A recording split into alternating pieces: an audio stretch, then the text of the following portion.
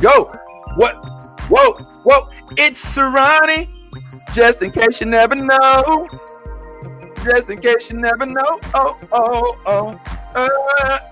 Yo, what's going on, y'all? Y'all already know what it is. It is Blurred Time, baby, on a Saturday morning with your favorite Blurs, Black Nerds. That is what it is. And yes, we came to tell y'all what it is. What's going on this week? It is me, your boy, the real Vince Taylor, sitting live with the rest of our panel. And we are joined with a special guest this morning. But let's just go ahead and kick it off with some of the other announcements that we have on the docket before we get into our very esteemed special guest. Just in case you all didn't know, unfortunately, Chance Perdomo passed away, and oh man, there's some mixed feelings about that. So let's discuss on the other end. X-Men 97 is giving us different world vibes. Yes, and we're gonna talk about these episodes. I hope y'all caught up because we're gonna spoil a little something. So get on the ready.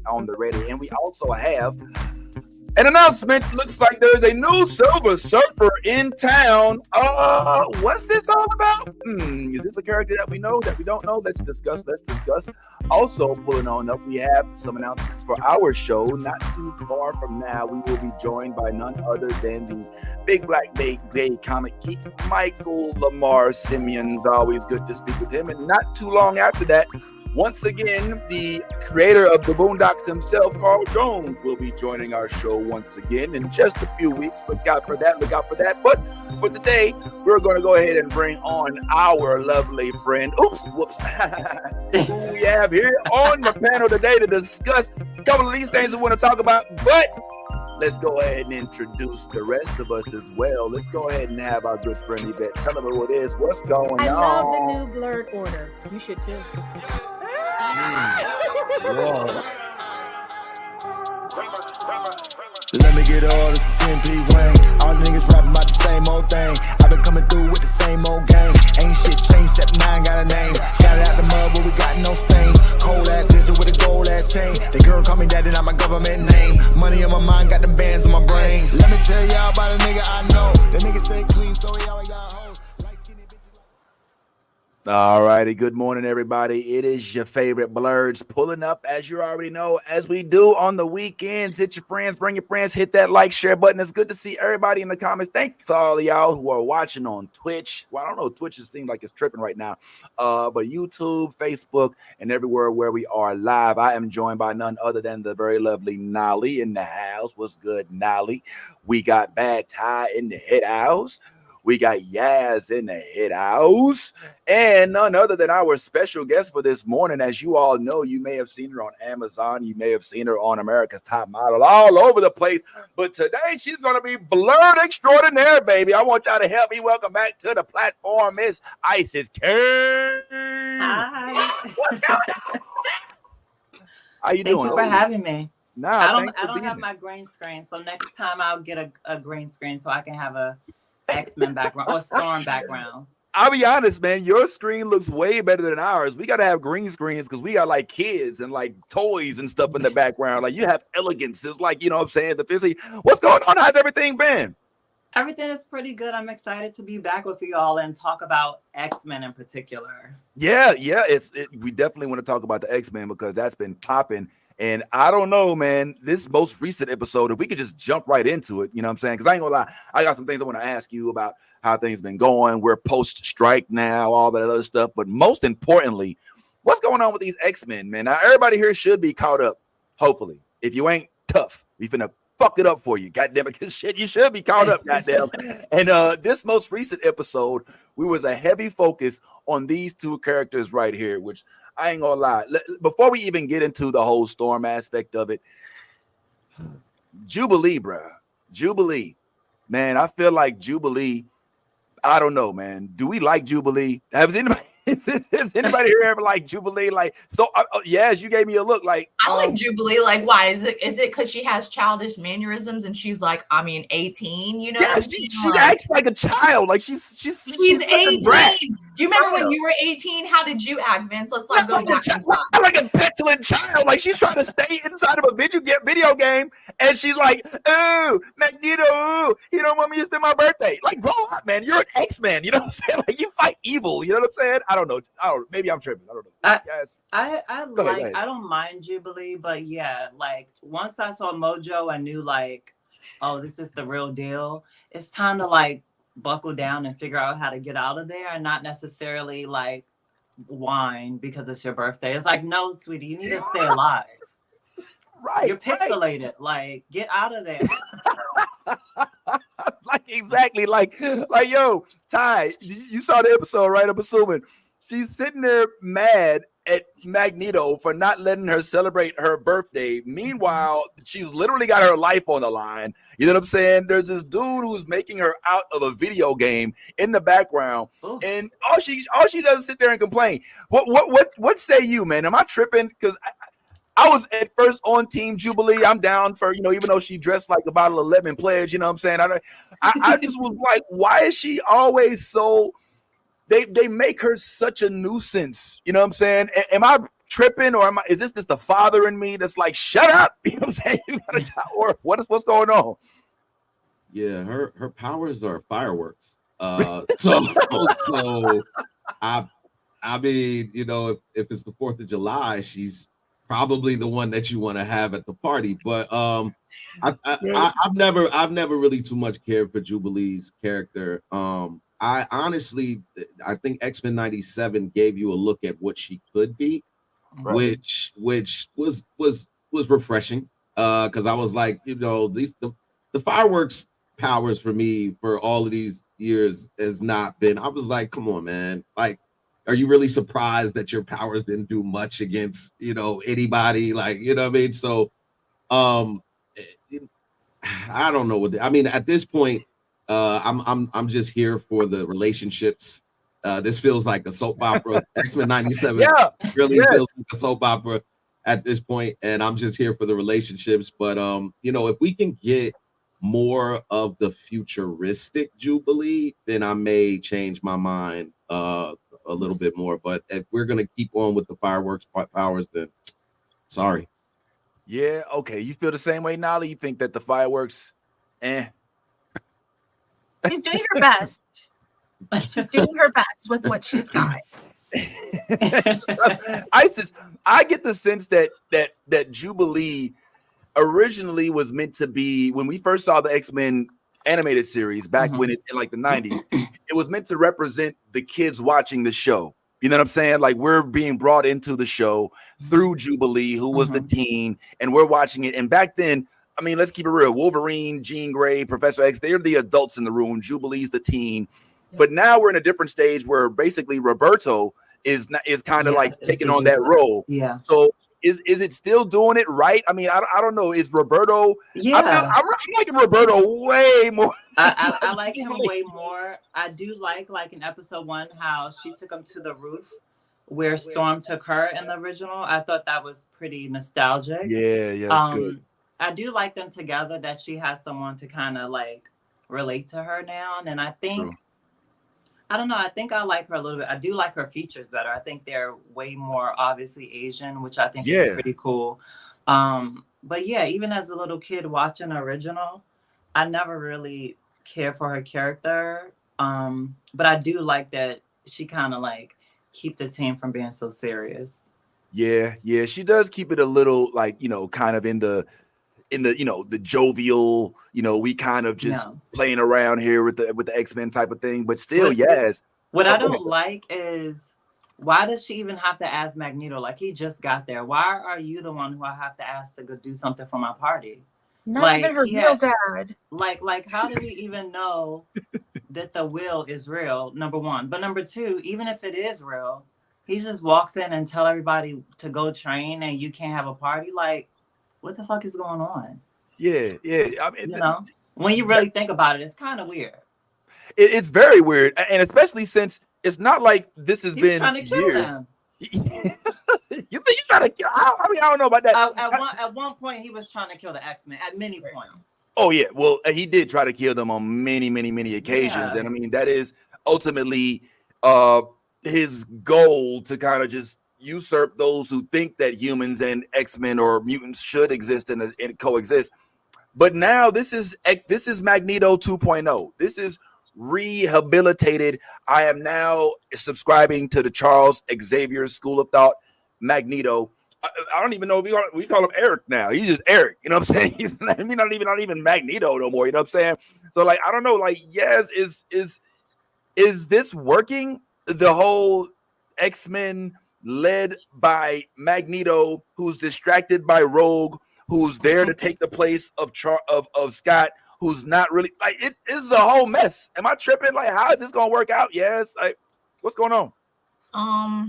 I don't know. It's gonna be conflict, obviously. There's always gonna be conflict when there's, things array that are behind the scenes, you know what I'm saying? Because what hides in the dark will come out in the light. So it's it's definitely gonna be interesting to see like what's gonna go on with the will, because like you're right, we haven't seen the will. They keep talking about it, but we haven't seen it. You know what I'm saying? We haven't even gone into that. But let me just go back really quickly before I go off on a tangent. Okay. The whole Jubilee thing, I think the reason why, Vince, you have such disdain for her is because she reminds you of Omega. Oh, yeah, she is a little bit like, she's annoying like Omega. All right, she is annoying like Omega 1. All right. Yeah, original Omega. Yes. Omega, I'm all right with. Since we're talking about the Bad Batch, Vince was a complete hater on the Bad Batch. Season 1, because Omega was, the Bad Batch. Yeah, so it's Star Wars. I'm not sure if you're into Star Wars, but it's Star Wars. It's like one of their twist off series with like, the clones that are defective clones, basically. It's actually not a bad, series in season and whatever saga, but you got to get into it. You know what I'm saying? The first season's okay. The second one's definitely better.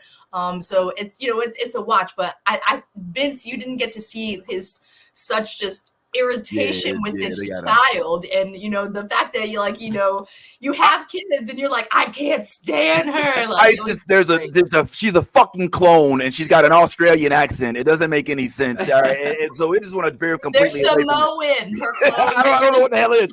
But I want to shout out something else that I thought was going on, because I ain't gonna lie, this episode of X-Men felt a little bit like a telenovela, and there was a lot of Latin love going on in this episode. So I'm curious, like Nolly, is it a little soon for my man Roberto to be making the moves on Jubilee? Like, what exactly is going on? Like, dude just got the keys to the crib. You know what I'm saying? Like, he just moved in this thing, and he's smooth as hell though. Like, I mean, you Latino, you're a Latina, you know what I'm saying? Like, is this common for the Latin community to just move on in? And he ain't the only one in the episode. They say that Latin is the language of love.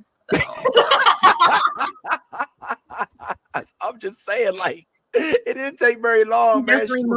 He moves like a Latin man. I'll tell you that right now. Oh. Does he? Because he started speaking that Portuguese, and she was like, I don't know what that said, but yeah, that was great. She fell under that. She fell under that spell. I hope that man, Isis, be careful. These Latin men, man, they come, they start speaking the español. And then next thing you know, you in a danger room sitting there making out. What's up, Di? Well, first and foremost, we gotta make sure we address the fact that he's not just any Latin man. He's probably one of the richest Latin men. Oh yeah. You know what I mean? Like the dude did. He look. He didn't start off with let's go have some ice cream. That nigga was like, let's fly. Let's go. Oh, let's go. You never been on a private jet? Oh, he said, I got one. You can fly. Yeah, this is not regular, regular right here, man. This dude is coming with the real fire. Like, he's like, look, I don't know what you used to, but the way we do things over here, you know what I mean? So, and you can't be mad at the dude. Like, he's from what you kind of addressed. He's a young dude, and looking in that house, and it's a lot of old fogies, and there's only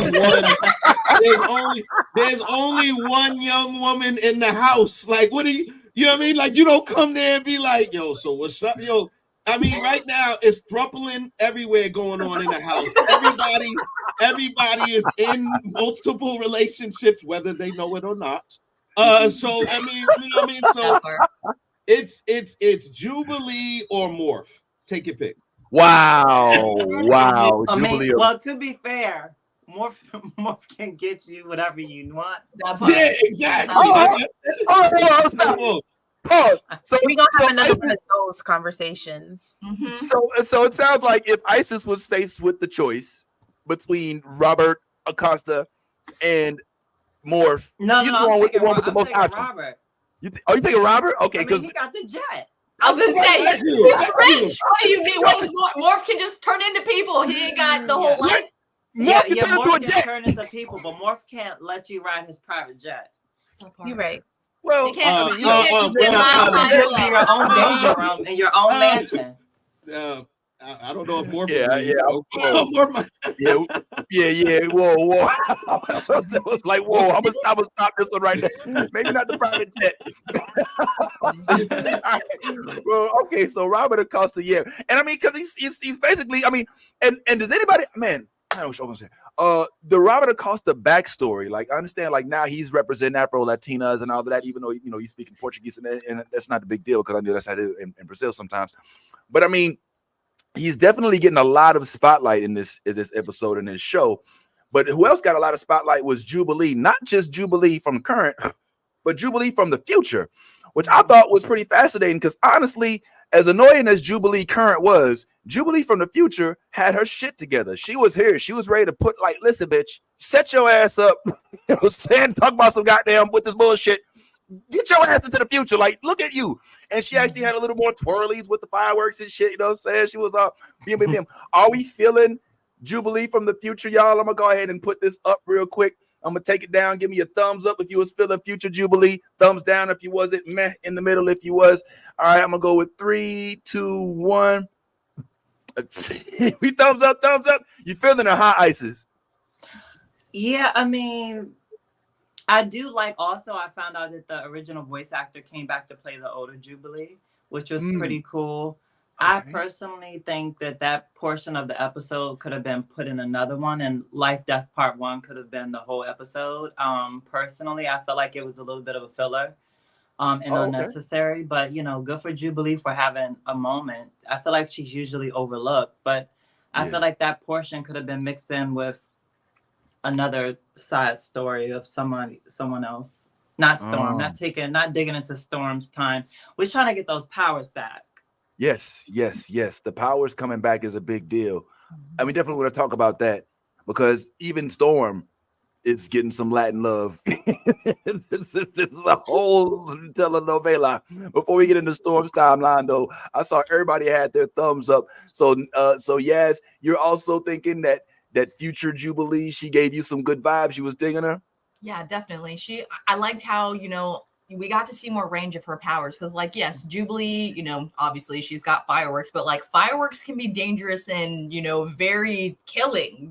Like they murder people. I mean, 4th of July is one of the most dangerous fucking holidays ever because people hold on to damn fucking M80s and they don't throw them in time, and bye, there goes your hands. You know what I'm saying? So it's definitely interesting to see like her power have more range. I liked how she used, her powers for like skating across the floor to evade, and she like turned it into like a whipping circle type. You know what I'm saying? Like it was pretty interesting to see like Jubilee with so much range. And I mean, I know that her character obviously needs to grow to do that. You know what I'm saying? She's a kid right now, so she just needs to like experience her powers more. You know what I'm saying? Because obviously we get it. She can, light up the sky, you know what I'm saying? But I mean, like, there's so much more things that she can do with her powers that she doesn't even understand yet.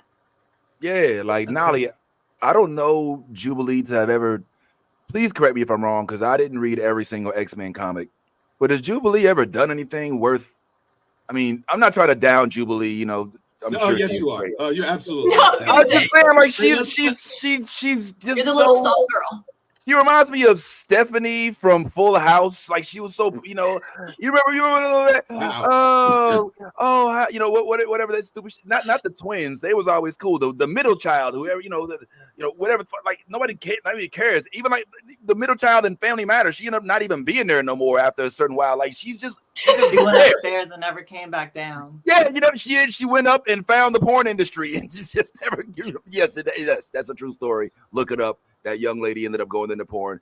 Not trying to make a light of it because hey, I'm sure she had problems. Not the only one. She's not the only one. And there's been a few others that have found other cameras in other places to get their Hollywood stream. But for me personally, I just think that Jubilee, I need to know more about her abilities and whether or not they're actually useful to the X-Men. Because as of this point, all these years I've been watching X-Men, I have yet to see Jubilee really reach full potential. Somebody tell me that I'm wrong. No, nobody's gonna with Sunspot. Sunfire.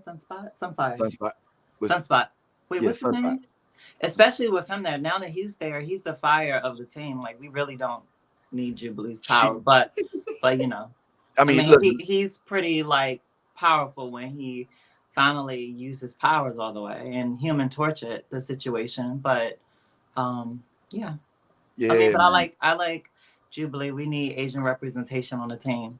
And I want to see Psylocke back too. The Asian Psylocke. Yes.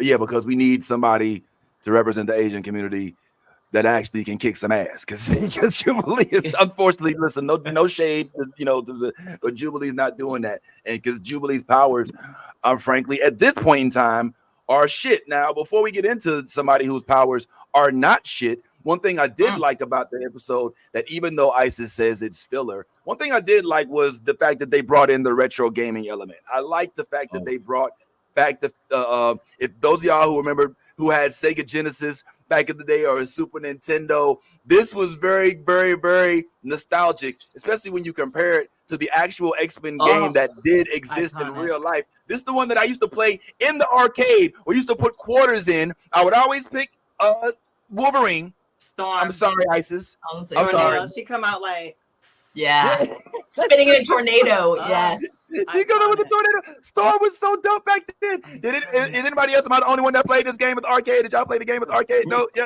Okay, bro. This game.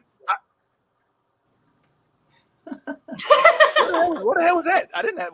Okay, all right, whatever. We'll take it. Right. But this game cost me so many weeks worth of allowance, bro. Like if I could say so myself. And oh man, getting to the end and seeing Magneto float around and trying to kick his ass and all that. This was the classic series. Like these were the games. If I'm not mistaken, this was probably Konami, right? Todd, Konami was like the orchestrator of all of these games. Konami did the Ninja Turtles games, Double Dragons, Double Dragons. Oh yeah, because there was a shout out to it. Like in addition to in this show where we saw they did a shout out to Different World, which I thought was classic. I didn't even see it. Like I had to go back when I saw the post on Instagram and look for where they did this shout out. Did y'all catch this moment when they actually had? I did. It was quick. I did. It was quick. Yeah. Oh, how dope is that, man? I love it when they get actual culture on the inside of the writing room and actually put the pen to the paper and make that shit happen. That's dope as hell. Hopefully we still get that in season 3 since the creators kind of found the camera, like you said, with What?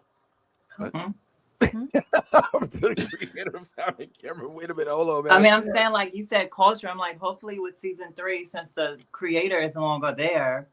Yeah. Hopefully we still get those moments. You know, he found the camera, like the, Stephanie, because or not Stephanie, the Family Matters. Oh, like baby girl in the middle. Yeah, man. Hopefully it's not like that because I do hope that they're realizing the cross-cultural impact, because that moment did not go unnoticed. Like we noticed shit like that, and it makes us even more geeked up about it. But I still think that retro gaming element was dope. Now, yes, back in the day, we used to have these games. We used to play in this place called arcades, right? We would go into the arcade and we would put quarters. There used to be these thing called quarters that we would put into quarters. They were like little coins. And we would put them inside of machines, and then we would like play. Like it was before like online gaming and stuff like that. So in a museum somewhere, you probably could figure out one of those. I was at Dave and Buster's in my house. That's Pac-Man. What'd you say, Isis? I was at Dave and Buster's 2 days ago playing the arcade. Well, they have cards, but I was playing the games in there. What were you playing, Isis? It's some Marvel game, but they didn't let me pick who I wanted. And I know who you're talking about. And it's like different people running across. I was like, I don't want to play with these boys. Where's the girls at? I was like, oh no, it was corny, but Dave and Buster's has those big 3D writing games now. Like they cost like $5 to play. I'll always play one of those. But my big thing to play at the arcades now is the huge Galaga game. Like it's like a ceiling high, and you get to like knock out all the aliens. Okay, all right. Galaga. That was very. That's like one of the first games. I mean, look, it looks dope when it's like that big, yo. I love it when it's like goes all the way to the ceiling. But anyway, so yeah. Jubilee had her moment. We definitely love the retro gaming, but let's just keep it real. At the end of this episode, the real important part came out, and that was with our girl Aurora, who once again I did have the opportunity to interview Allison Seeley Smith not too long ago, and she was given why and how she's able to come up with that majestic voice. And this episode, we actually got that voice again when she called for the storm, for the wind, and dare I say, Isis, I damn near broke down a little bit, you know what I'm saying? When she started like breaking down, trying to call for the wind, and the wind wasn't listening. And it was like, come on, wind. God damn it, wind, please. And the wind was like, not right now. That's when she's supposed to tap into that magic. I mean, low key, that's different than mutant powers, but you know, that's another conversation.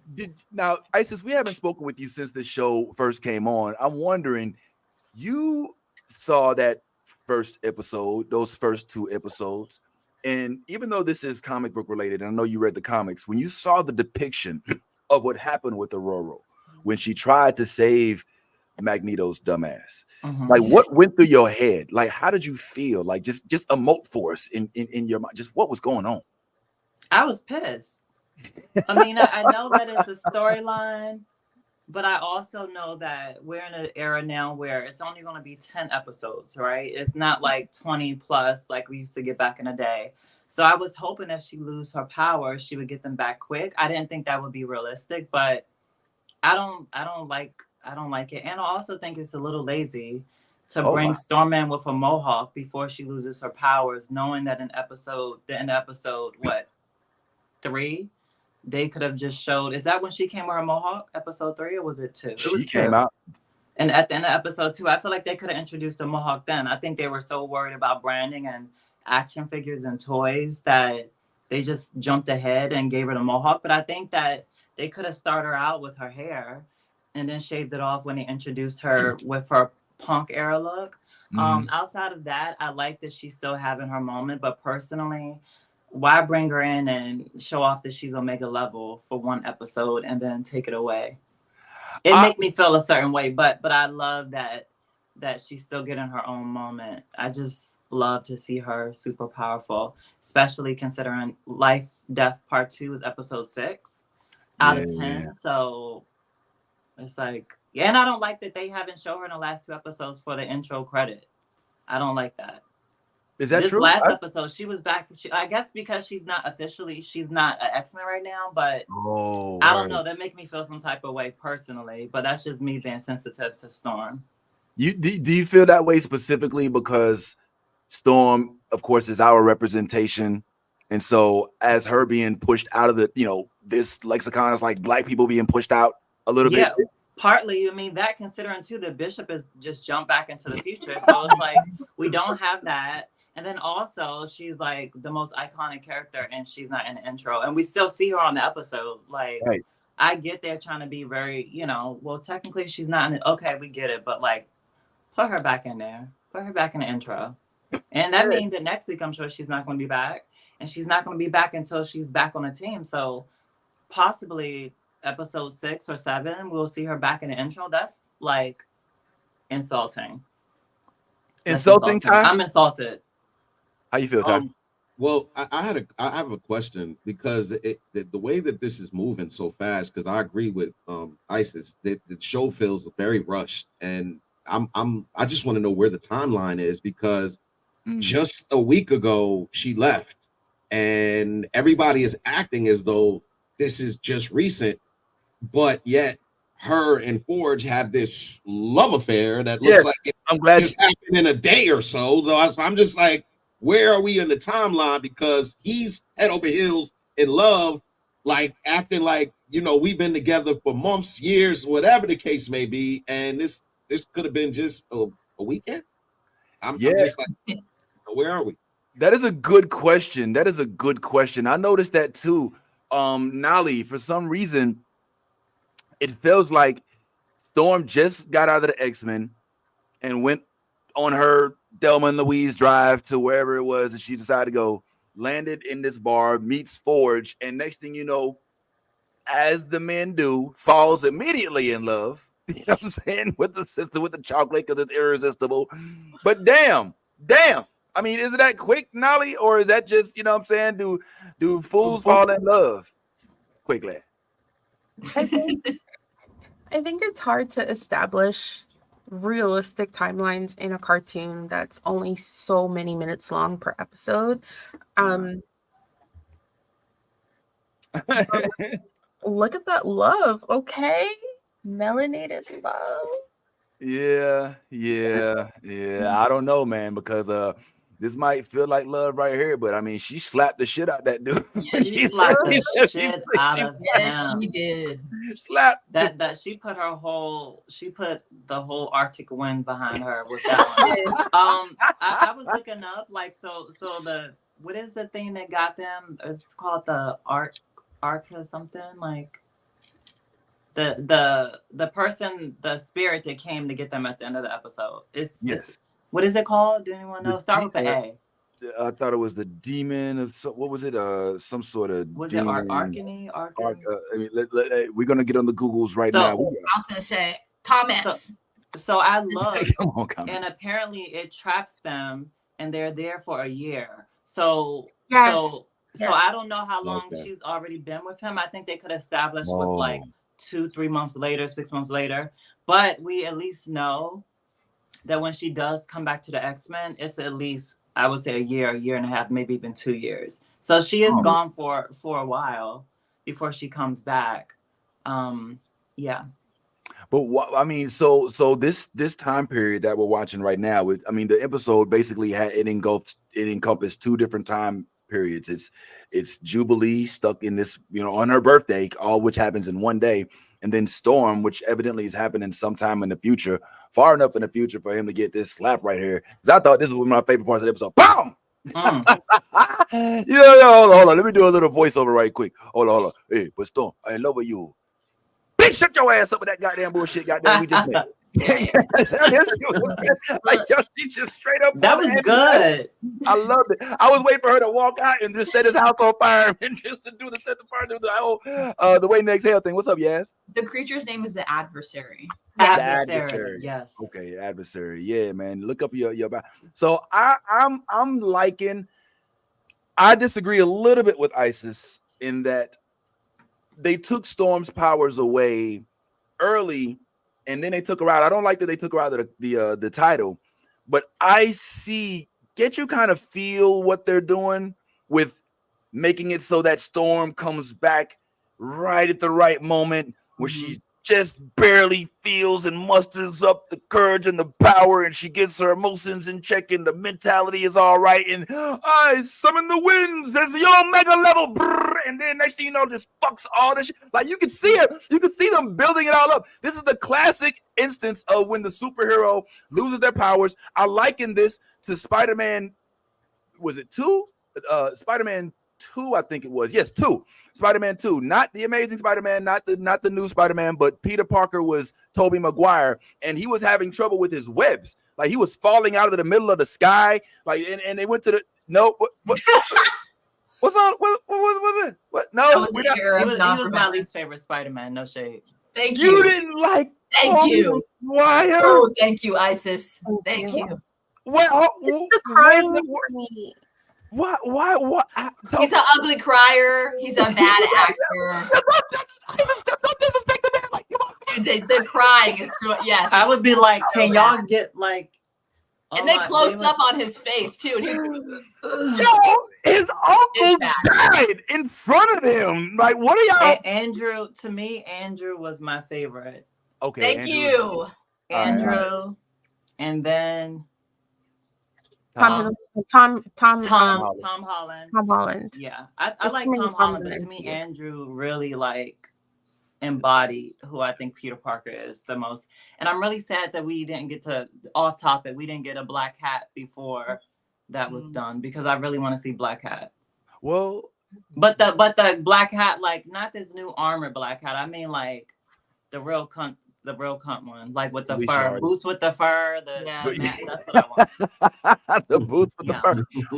Well, first of all, I'm on record saying this many times. Yes, I do agree that Andrew Garfield was the best Spider-Man, but the best Peter Parker was Tobey Maguire, hands down. Like that's indisputable. Like he's the only one that actually was there.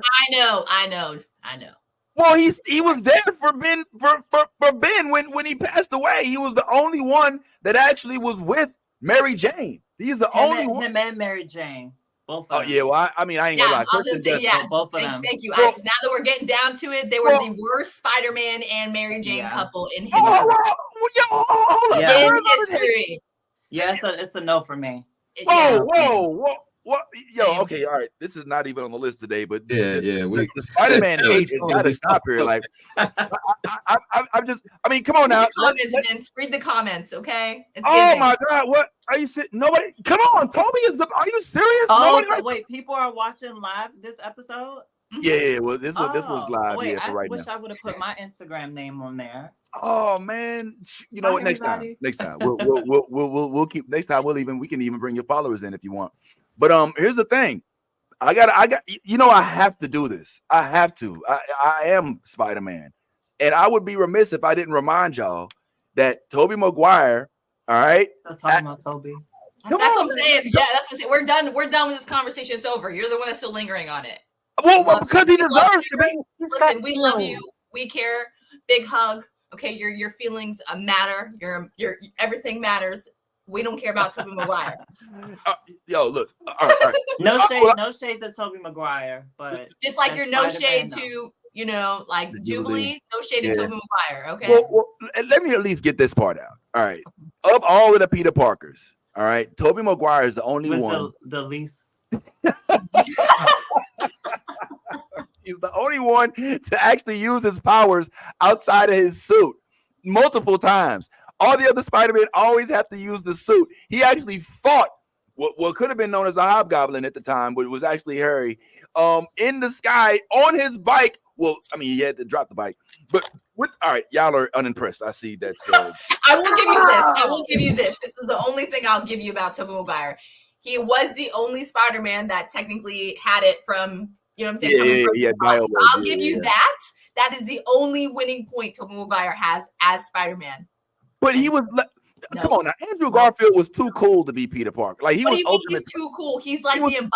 Spider-Man was like nerdy, but he was also, you know what I'm saying? Like he had finesse about him. He was Spider-Man. Peter Parker didn't have no finesse. Look at the swing, dog. You can't. Tobey Maguire can't swing like that. No, man. Andrew was too cool, man. He was too cool. I'm ready for Miles. Now here's what I like about Tom. And I want to just shout out Isis for bringing us to my favorite subject, by the way. Like, you know what I'm saying? I appreciate her. She want to talk about Spider-Man. Now, Tom, I like because Tom has enough sense to know that he doesn't want to overstay his welcome. He's already talking about making a graceful exit. And by doing so, he's not saying, I just want to walk away. He says, I want to introduce the Miles Morales or a Jessica Drew or some sort of Spider-Man to supersede me, because there's so many Spider-Man. I mean, you know what I'm saying? So I like that about him. What I don't like about Tom Holland's version of Spider-Man is he's too gadget heavy. He focuses, there's too much reliance on tech. Whereas the original OG Spider-Man, we have spider webs. We have a web shooter. And we may even have something that we can use on our belt for a spider signal. But we don't have like a mask that talks to us, that puts us in like, enemy mode or whatever. Like Iron Man. I mean, go ahead. I agree with that. Just don't bring Spider-Gwen. Oh, you don't want Spider-Gwen? No, why are they trying to make this Gwen this, Gwen that? I just don't see it for her. Where is Black Cat? Oh, well, but see, Black Cat, I believe, I think that they kind of low-key in Madam Web, they were kind of like low-key teasing, even though it wasn't. No, Isis, you're just not feeling the spider vibes. Just like I wanted to like Madam Web. I was happy to see the one from the Iron Man cartoon. I forgot her name. Carpenter, was it Carpenter? Just Julia Carpenter. Yeah.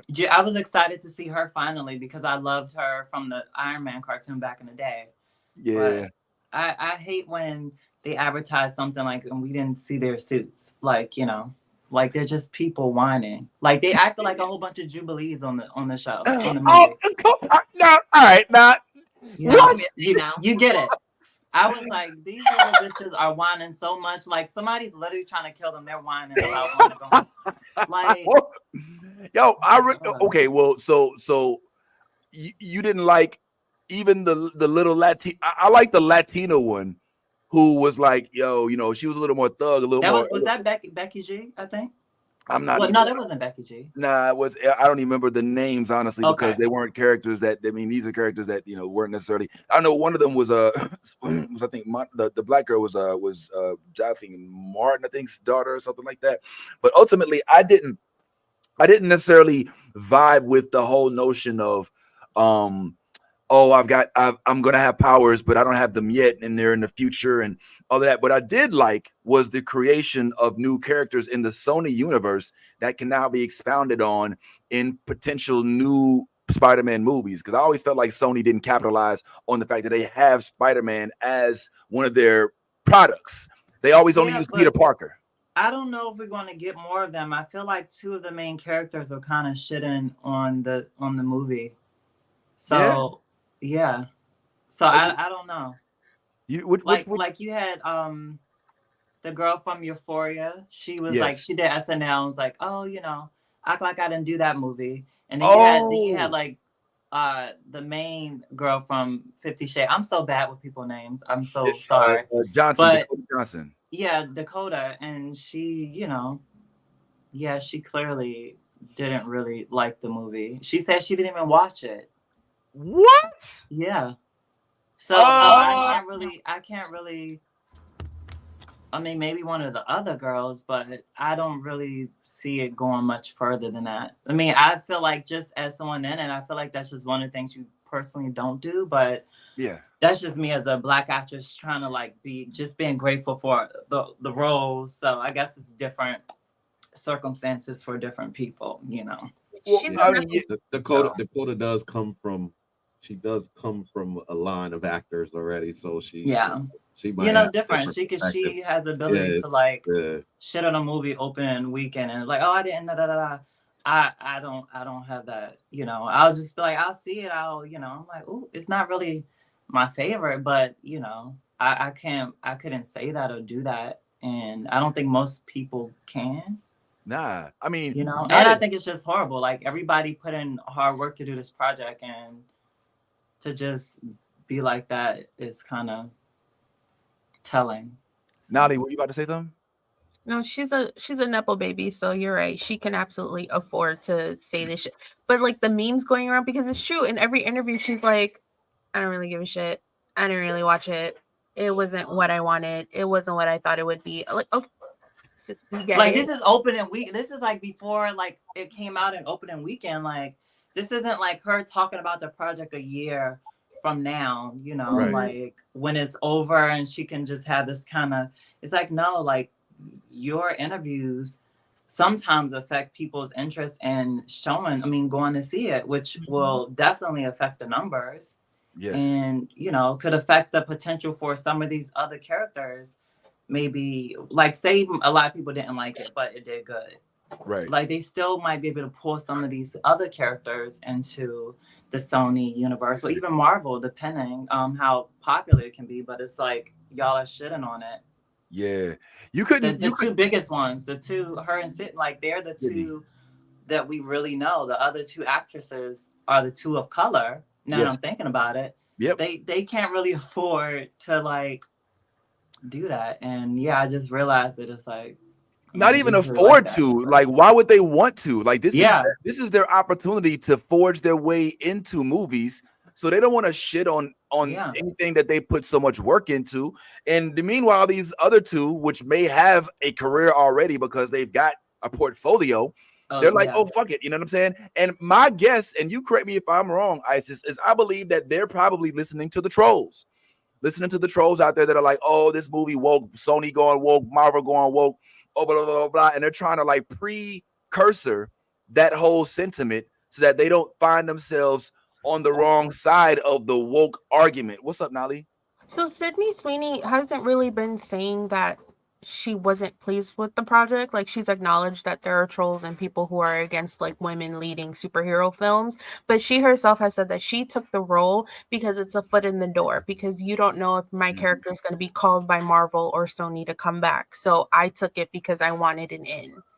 Is what she was saying. Dakota's just a hot ass mess, and she's like, well, my daddy said that once the check's cleared, I can do whatever I want.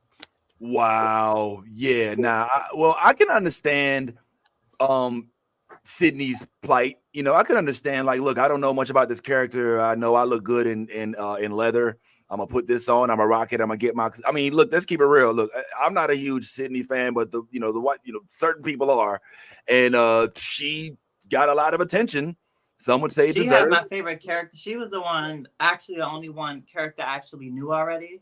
And I was really excited to see her. I was excited to see her webs and stuff. And then when I watched it, I was like, oh, wow, that's really just one little scene. I was so mad. But, I mean, I do like bubblegum cheesy movies, you know. So I love going to the movie theater. So I didn't mind it. I was just more so mad that the girls were running around whining the whole time and not having powers and fighting.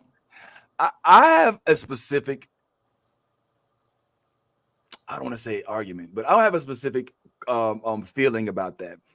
I feel that this movie was meant to reset the superhero action movie tone.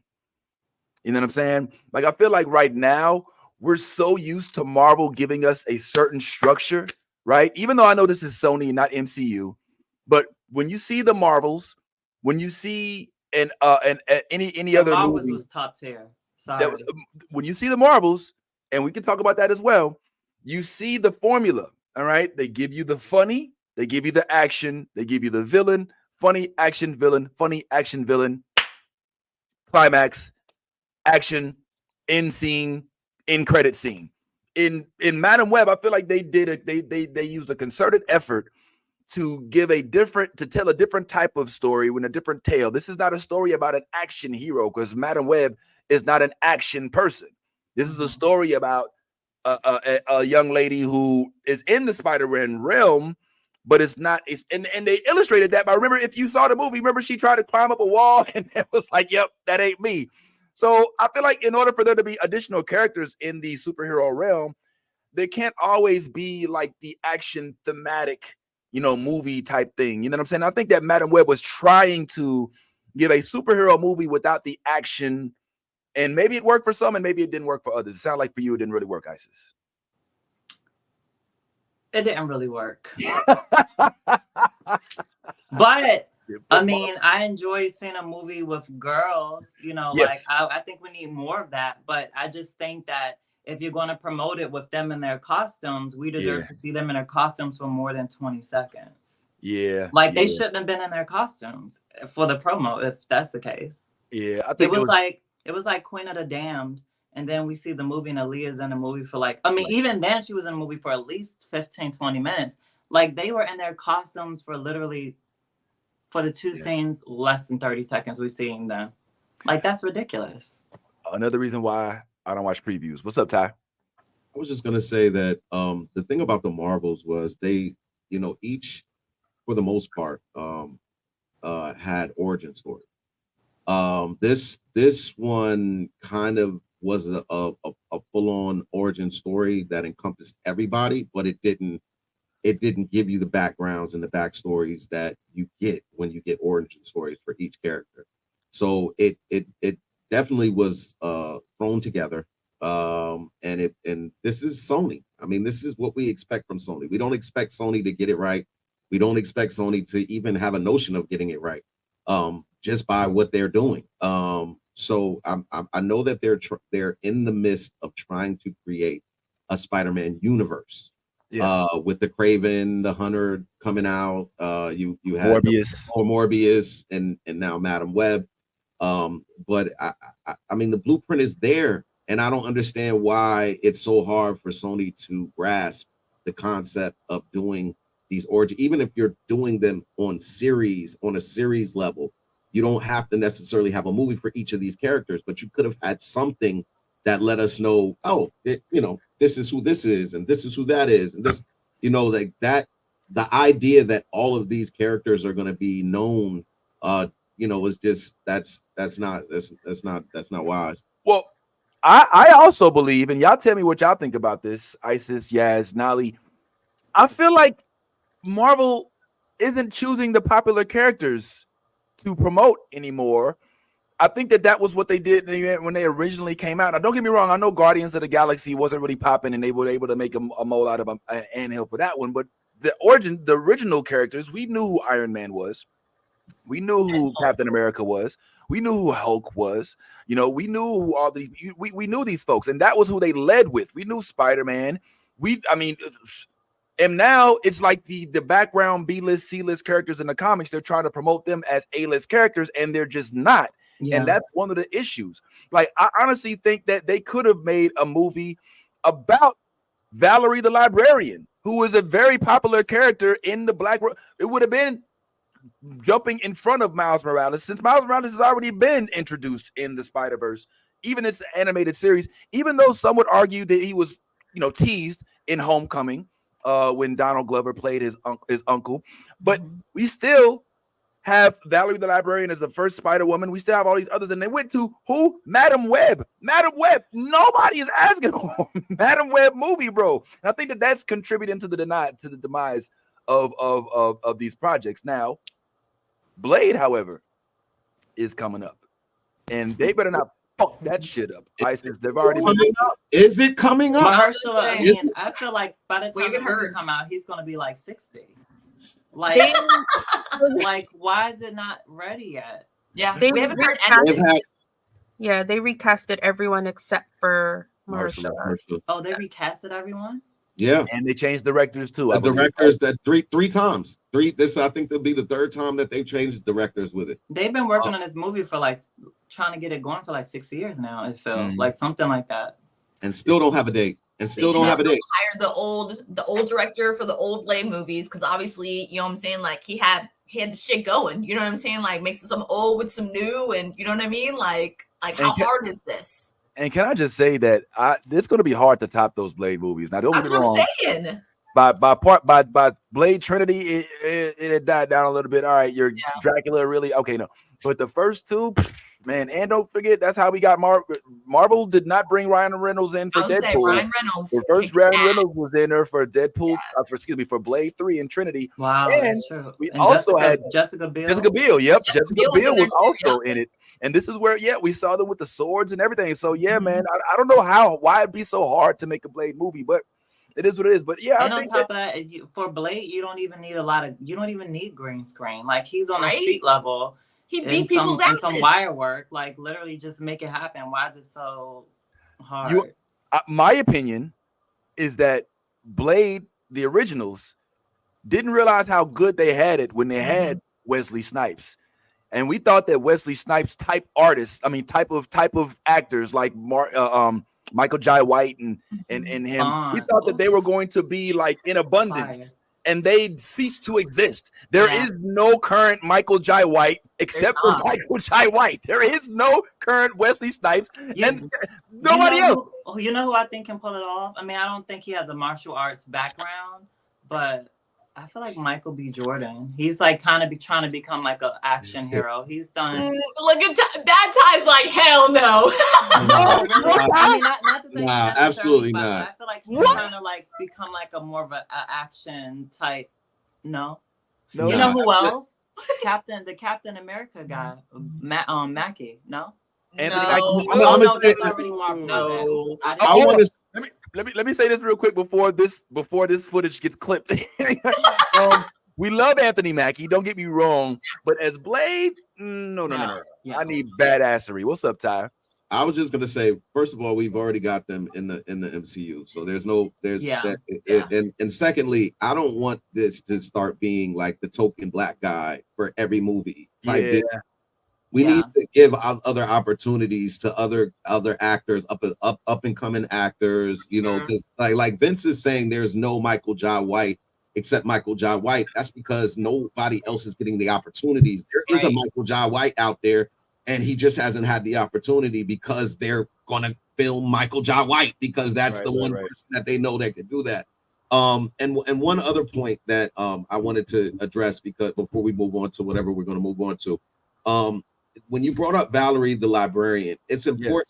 You were kind of making my point. My point is, Sony has to stop catering to the comic book audience. If you're trying to bring in a new established audience, then you have to give them an idea of who it is that they're watching. So if you're Valerie, like the comic book audience knows who Valerie the librarian is, but the random person who has never watched any or read any comic books doesn't have any idea who Valerie the librarian is. The only way they're going to know who that is if you do an origin story and give them an idea of who Valerie the librarian is. Sony does not do that. Sony is catering to the comic book audience with characters that a lot only might be, plausible in that lane. You know what I'm saying? So if you're trying to build a universe, you have to bring on these origin stories for these characters that had no significance to a regular, regular. You know what I'm saying? If that's what we're trying to cater to. Like, now, if you're just making these movies for just the comic book audience, then cool. But you have to have characters that are relatable and also relevant. So, you know what I mean? Like, that's what I'm saying as far as like what Sony, so the blueprint was given to you by Marvel. They took characters that we weren't concerned with and they made them plausible. If you're going to do that, you have the blueprint there. Sony, just use the blueprint. Like, that's all you got to do. But they didn't do that. I agree with that. They who didn't do that? They who? I don't think that they took characters that were unpopular and made them popular. They took characters, with the exception of Blade, who Ant-Man. Well, yes, but Ant-Man, Guardians of the Galaxy. But what's the first thing they did with Ant-Man? They put him in the Avengers. They put him on with all these other characters. They didn't just put Ant-Man out there. They introduced him through these other characters, which made you more interested in him. They led with Captain America. They led with Iron Man. They led with Hulk. And then they introduced these other characters through these characters, with the exception of Guardians of the Galaxy. You know what I'm saying?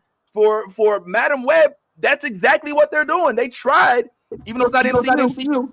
Yeah, but that was their attempt at taking a unpopular character and trying to make it into something popular, and it didn't do what it was supposed to do. Even the lead actors are now coming out against it. So it takes more than just taking an unpopular character. That's why I think cult followings, that's where Deadpool comes in.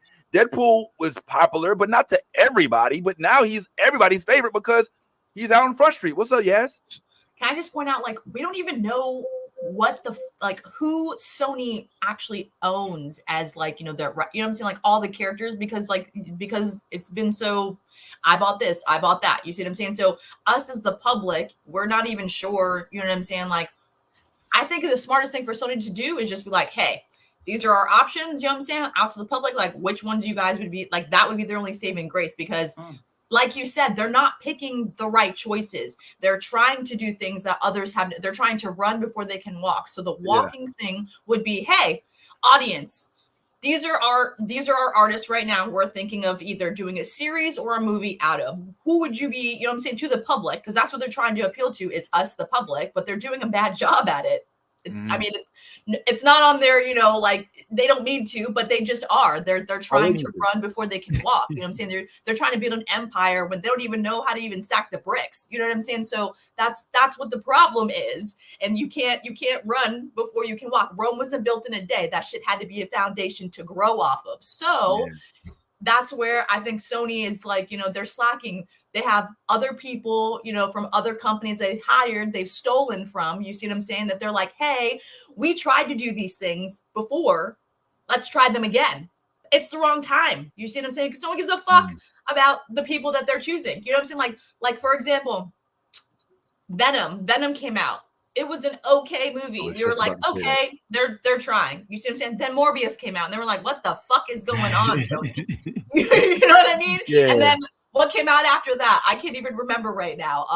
Like what in sequence? I Madam can't. Web. And that's Madam what I'm Web. saying. Madam Web, yeah. Madam Web, and see what I'm saying? Like, and it's trash. You see what I'm saying? Because they're trying. I don't know. They're trying. Venom 2 came I out. would say before Venom that. 2 did Yeah. come out, and it I was like Venom not 1. it Venom was 2 not the was greatest. Woody Harrelson, I mean, as great as Woody Harrelson is, he's not a villain. He's a funny ass motherfucker. I wouldn't do that. He I wasn't, think I don't know, he's like a he villain. wasn't. Definitely a villain. It was He was Scream like for clown me. vibes to Scream me. It throw wasn't. off. Yeah, it wasn't like Carnage. He was like clown, like scary Yeah. fucking clown. He would be a great It, is what I think. Woody Harrelson, if he wants to play a fucking creepy person like that, I think It would be a great role for him. But as for like Cassis, I didn't embody him the way that Cassis should be embodied. That man is fucking diabolically creepy and scary. You know what I'm saying? Yeah. Woody Harrelson was all in love. You know what I'm saying? Yeah, Like yeah, that was, yeah. you know what I mean? Like they didn't, and that's what the problem is. They're not embodying these characters how they should, and that's what's drawing us more off of it. We're like, fuck this. This is not what we wanted. This is not what we asked for. So you see what I'm saying? Like they're doing a bad job because they don't even know what the fuck they need to be doing. You know what I mean? Yeah, I feel you. Go ahead, Ty. Again, I'm going to double down on the fact that Sony, what they're trying to do is build the Spider-Man universe. Like what you were talking about, Vince, is that Marvel established certain characters and then basically use them to piggyback off onto non-relevant characters and build their storylines within those stories. The same thing is happening with Spider-Man. Spider-Man is the go-to character for Sony. They know that that's the go-to character. But through the Spider-Man universe, you've already got the 2 Miles Morales movies. You've gotten the Morbius. You've gotten all it. Now, whether they did the movies correctly or not is not what I'm arguing. I'm not saying that the movies were done great or anything. I'm saying they're establishing a universe. And so what they're doing is they're taking these non-relevant characters, a Kraven the Hunter, a Morbius, a Madam Web, and they're not giving you backstories that you need in order to develop these characters. What I'm saying is you don't necessarily have to have a Morbius movie in order to build up that character. You could have done a series. You could have done a series with Madam Web. You could have done a series with Venom. You could have done series that would incorporate these characters in a way to where you're not necessarily focused on these characters, but you're introducing them to the Spider-Man universe, because that is what Sony's main goal is to do, is to build this universe. So if that's what your main goal is to do, then do that. And I'm saying again, you have the blueprint. Marvel gave you the blueprint. They took this relevant character, Iron Man, Captain America, boom, boom, boom, thrown through these individuals or these other characters within those movies, and then created a movie based on the audience feel or audience, whatever the case may be, with those, with whatever those movies were. So I'm just saying that there is a lane there. You just have to ride that lane smoothly and stop trying to do all of these tricks and shit that you've never learned before on the bike. Come on, let's do this. Like that's what I'm saying is as far as the movies go. Isis, did you like the Venom movies? I like the first one. The second one was a little too all over the place for me. I feel like, I think her name was Scream in the movie. I didn't really care for. I love the actress; she's amazing. But I didn't really care for that depiction of Scream. Right. And I feel like whenever we got her and Carnage together, it just took me out of the whole thing. It was just unnecessary and it was distracting for me. So I was excited for Carnage because I've always loved Carnage, like way more than Venom. Like as a kid, I was waiting to see him live action. But hold on, there's something to unpack there. You love Carnage. I mean, as a villain, are you a villainess? Are you into the villain? I'm not really into villains like that, but it's a couple of I like Carnage. I love Mr. Sinister. Well, when I used to love him. Okay. I feel like that's really it. I don't really root for the villains at all. But I just like that Carnage could make the weapons and blades with his hands. So I always thought that was cool. But yeah, I just thought their love story was a little distracting for me. And I usually love the love stories, but it's this is Venom. Yeah. Like, I want to see Venom and Carnage fight. I want to see, and it just seemed a little distracting. And then every time she screamed, and it was like, "Oh, you can't keep screaming!" Da, da, da. I was like, "This is all unnecessary. Let's get back. Let's get back on topic. Like, let's get focused." But the first one I like the little mix of the comedy and everything. And in the first one, there was some horror. He was eating people's heads. Like, yeah, there was actually some horror. It was comedic horror, but he was at least true to the definition of Venom, who is a head eater. What's going on, Ty? I was just gonna say again, this is if we're talking origin stuff, then that was what you needed from Carnage. You needed to know the backstory in order to get to where Carnage becomes Carnage. You know, like the same thing with Venom. Like you don't start a Venom movie 10 books into Venom.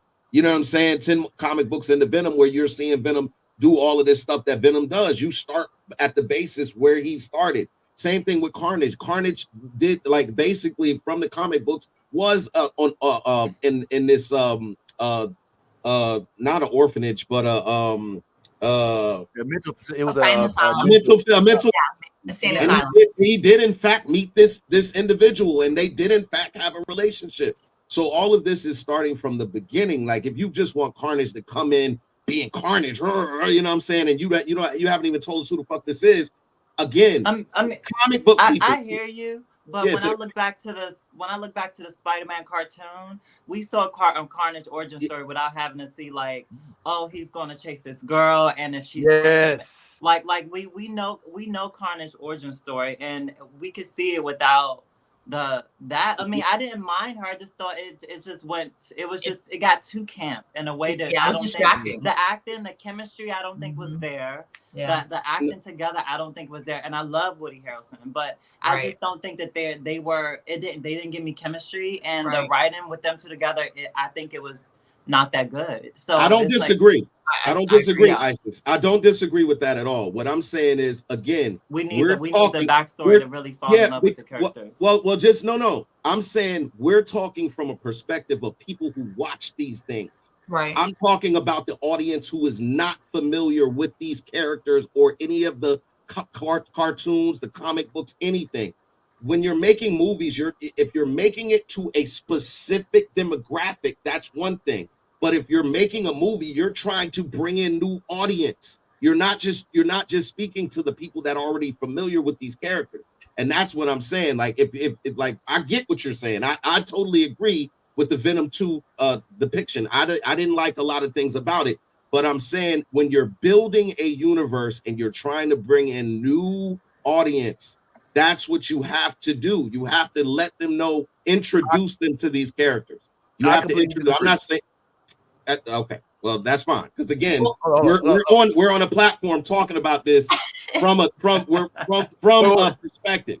But hold on. Even you, Ty, let me use your own words against you. Don't you like a villain-ass villain? Don't you want a villain that is just out for being bad? A fucking asshole who's here to basically dominate. That's not what we got with Carnage. Carnage in the comics, Carnage even in the cartoons, is not a motherfucker with a bunch of feelings, dude. Yep. They made him into some romantic dude in this freaking sequel. 100. When he is a psycho killer. Like, imagine a freaking serial mental case who gets the Prometheum X symbiote put on him and now has the ability to not only swing from buildings, but is damn near impenetrable and can make any kind of weapon like Spawn out of his body. And instead of getting that, we get the lovey-dovey version of him that wants to find his woman and make things right. You're literally making somebody. Why don't you take your axe and chop somebody's head off, for God's sake? You're a fucking villain. You're making my point, brother. You are bringing all you're raising all the points of something that has already been created. You have a literal access point to go back and read all of this stuff about this character. Now, to answer your question, do I like a villain? Yes, I like a villain. But I do. I like a villain. I like a villain that has been created. Yes, he does. Out of nothing. And then I also like a villain that has been created out of something. Yep. What I'm telling you is, if you have all of this access to information that already exists, of course you're going to make your own opinion based on what you have to look at. But if I created this villain from just my mind, nobody knows about this motherfucker at all. That's different. But that's what I'm trying to say. Like, you're bringing in a new audience to a villain that already exists within the comic books. So if that is the case, you're now catering to the people who know about the comic book, not the people that don't.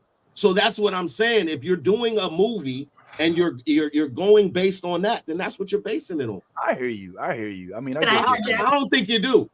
I hear you. I mean, I disagree because I think that's what they tried to do. This movie tried to give Carnage a backstory and it sucked. And that's what I'm saying. Like, I agreed. That's what I've said. That's what I said. I said, if you're going to do this, there is a blueprint on how to do it. Now, if you want to sit there and try to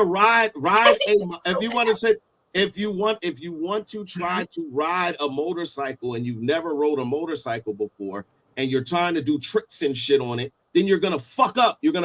That's exactly what they're doing. Yep. That's what Sony is doing. Instead of taking what you have. That's what I'm saying. So you know what would have been cool if they would have given us some type of origin story, if they would have given us some kind of background as to like why Carnage and Venom have this why Carnage has this animosity towards Venom. You know what I'm saying? Like in the symbiote world, how that brewed and then how he escaped and came to Earth, you know what I'm saying? And then Carnage somehow came to Earth, you know what I'm saying, the way he did by the astronauts and shit. And then he was like, oh, that motherfucker's here.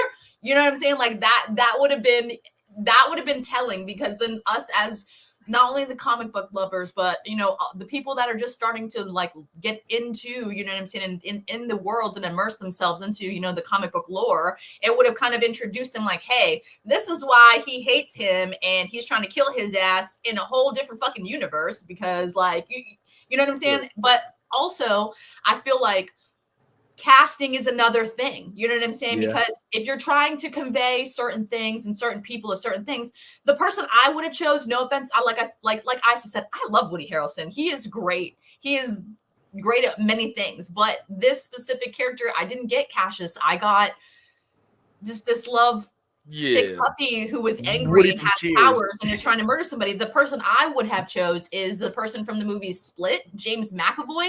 He would have been the perfect Cassius Clay because he embodies the whole mind, body, and I could see him. You know what I'm saying? Like, because that's the wrong one, isn't it? That's the fighter. Isn't Cassius Clay the fighter? My bad. Anyway, but you get what I'm saying. Cletus Cassidy. There you go, Cletus Cassidy. Well, anyway, he would have been the best Cletus Cassidy in my like opinion, because like we've already seen him act like a fucking psycho, and he is great. He's terrifying. He makes me like uncomfortable, you know what I'm saying? And that's what Venom's person makes, you know what I'm saying? He's that gruely and just like gritty of a person. So I don't know. I feel like Woody Harrelson did okay, but I would have loved James McAvoy as I'm trying to picture James McAvoy as Ali. I was saying it and I was like, damn, I think I got this wrong. Instead of Will Smith doing the Muhammad Ali story, let's get the dude from X-Men First Class. No, you know what I meant. Let's take over. Let's go ahead and get Emily Blunt to play Harriet Tubman while we at it. Like, you know what I'm saying? Like, let's go ahead and just go full blast. All right, so I agree with y'all, man. I think that the villains, I think that the one thing that people will all agree on is that there is no Venom without Spider-Man. And they did the best they could to try to make a Venom movie without any correlation to Spider-Man. They took him from New York, which is where he was made, to California, which I still think is crazy. But all of that. But before we move on, I want to say one thing about the Spider-Man storylines and who actually got it right. You know who got the Spider-Man story right? Activision in Spider-Man the video game part 2. That shit was fire. They had Spider-Man, Venom, Scream, Cletus Cassidy, all of them. And the way they depicted Cletus Cassidy wasn't some crazy psycho in a mental ward. This motherfucker was a cult leader. You know what I'm saying? Like, he's a cult leader. All right, I'm going too far. Y'all ain't into the game, man. Y'all ain't about that life, man. Y'all ain't about that real Spider-Man life. Y'all ain't got Spider-Man in the hot chocolate in the mug and you rock like out there and you cutting that thing. Y'all ain't got the Spider-Man. Y'all ain't got the Spider-Man lampshade. You know what I'm saying? In this bitch, y'all motherfuckers ain't come to this bitch ready. Goddamn, man. Y'all don't want to show y'all my pajamas in this bitch. Y'all want to see the drawers I got. Let me stop. All right, anyway, but yeah, so the Spider-Man game, and I know Minnie's in the comments. Minnie would agree with me. The Spider-Man game got the Spider-Man story 100%, with the exception of the fact that they made Harry into Venom instead of Tom Hardy, instead of Eddie Brock. But I think they did this story right. Now, moving along in terms of villains, it is interesting that we're talking about villains because we did learn not too long ago that a villain in an upcoming Marvel movie is going to be changed from who we know. I personally know, and I don't even know if this is a villain, honestly. It doesn't even come across as a villain. We know Norrin Rad is the main Silver Surfer, black man, all right, dare I say, all right, from his own planet. But now it's going to be Julia Garner as Silver Surfer, who, I mean, don't get me wrong, I understand that there is an actual woman Silver Surfer in the comics, but Norrin Rad never got his shine. We skipped right over Norrin Rad. And I mean, don't get me wrong. I mean, you know, kudos for the young lady, but how are we feeling about the girl from Ozark, Marty, where's my money, Marty? Playing Silver Surfer? I don't know, man. It's not giving. Now, I don't want to ask Isis because this is a fellow actor. I know you might, you know, y'all probably walk, you know, y'all probably see each other every day. You know, actors, they all meet every day. I never seen her. They all never seen her, but I loved her in that Netflix movie. Ozark. I mean, the Netflix. It was a different project. Yeah. I'm excited to see another girl. I feel like it's always a sausage fest in superhero movies. I'm excited to see a second girl. I think Sue Storm is going to be the only other girl, most likely. So I am excited to see a second girl. You know, I do think they are villains because, I mean, you're coming to look for a planet for your leader to eat. Like, that's not a good person. It's not a good person. I feel like they did a really good job in the original Fantastic Fours with Silver Surfer. I remember when he came up to them in the woods, it freaked me out. Yes. Like, it was so good. One of the best things I think about the movie, especially that one, when I think they gave Jessica Alba like those bright blue contacts and that horrible blonde wig. But I love the originals and they did a really good job. So I'm excited to see a girl. I never knew about her before this. I never heard about her. Even the black one you just said, I never knew that either. I only knew the original, but also I was never interested in his backstory. Did he have a cartoon at one point? Do I remember? Yes. Absolutely. Okay, yeah. So you know, I didn't know the backstory outside of that, but I am excited to see just another girl get an opportunity to be on screen because I mean, I'm tired of just seeing a whole bunch of like buff white men be the focal point in all the movies. Like, we need diversity, you know, and by diversity, like skin tones, but also women. Like, you don't even think like, oh, we need diversity of women, but it's like, I'm tired of seeing like a 1-to-5 ratio, if that, of women on screen like kicking ass, and usually the women are the ones with the most power. So I want to see the girls in there like making stuff happen and not fainting afterwards. Like, I'm tired of seeing girls be the most powerful and then faint. Like, so Scott! Scott. Scott! So you were feeling the Marvels then. You did enjoy the Marvels movie. I did enjoy the Marvels, actually, and I hate all the backlash, but you know, 2 of the 3 characters were POC, and then the creator or the director was a black woman. So I already knew out the gate it was going to be a lot of backlash because people just hate women. And people hate seeing women of color, especially, like, be platformed in the focal point. So, which is really unfortunate. So I already knew it was going to be a lot of backlash. I loved it. I think it had the right amount of action, the right amount of color. It was so vivid. Good comedy. I think the sequences were great. I think the only thing I didn't really care about, if I have to be particular was, I don't think the villain was villainy enough. I feel like she her as an actress is fine, but I feel like I wish we had the I forgot her name from the Thor, like something like that. Oh, Hela? Like Helen. Hela, I wish think it's we her had name. something like she was more like that. Like the stakes were a little bit higher. I felt like I wasn't afraid of her. And granted, at the end, you see she wasn't really a villain. But I feel like they could have made her presence a little bit bigger and make the stakes seem a little bit bigger. Like she could possibly beat them. I didn't feel at any point she was going to beat them. Yeah. And I wasn't afraid of her. Like I want to be like. Yeah. You want to kind of have that icky, like that Thanos, like what are we gonna do type vibe? You know what I'm saying? Yeah. And we didn't get that from her, unfortunately.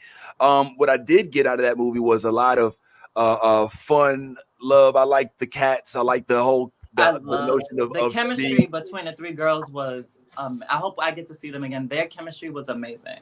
And just keep it real, like baby girl, the youngest, Amani. Oh my God! No. She carried the movie. She's so good. Like she needs her. She needs and her. I She love has her own show. I love her family and the dynamic. Like they're all like. I love the dude, the brothers married to the black woman with the big fro, and I love the father, and he's always, hey, it's my baby, hey, baby, and I like the mom, like I love their whole show. I hate the fact that their show got like bombed, but one other thing we didn't talk about was the fact that there was a whole baby musical.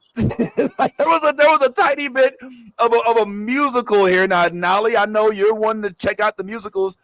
You never told us what you thought about that scene in the Marvels where they broke into song. It was cute. Yeah.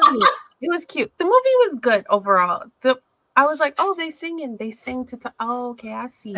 But it wasn't like, because as an autistic, I suffer from really bad like secondhand embarrassment when I watch other things happen. And so, but it didn't give me like secondhand embarrassment. So it wasn't cringy, terrible. Like it fit with the movie. They didn't make it awkward. They weren't spoon feeding me comedy where I was like, oh no, thank you, I'm full.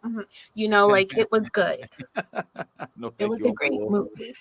Yeah, I wonder if we on this panel could speak in song the whole time if it was necessary. Isis. Hell no. Well, I can't sing, but also I have to go.